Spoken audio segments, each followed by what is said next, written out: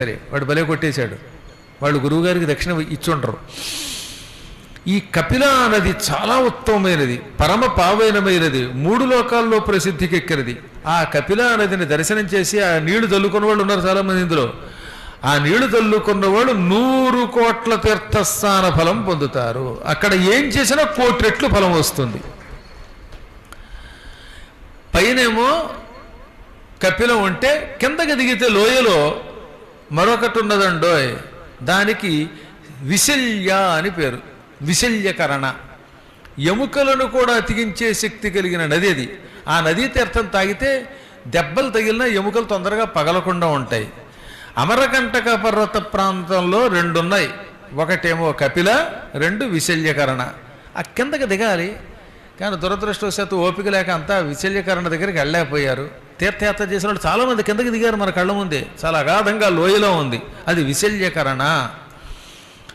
అందులో స్నానం పొందితే వాడి శరీరంలో ఉన్న ఎముకలకు కూడా ఆరోగ్యం చేకూరుతుంది.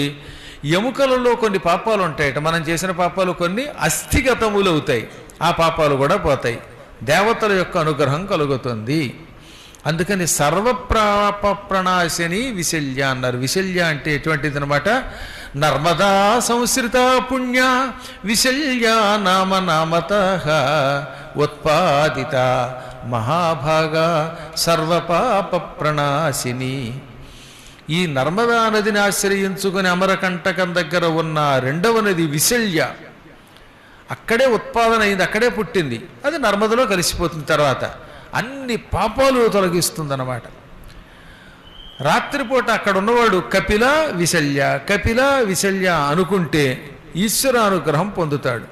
అక్కడ స్నానం చేస్తే అశ్వమేధ ఫలం లభేత్, సందేహం లేకుండా ఆ ఫలం వస్తుంది.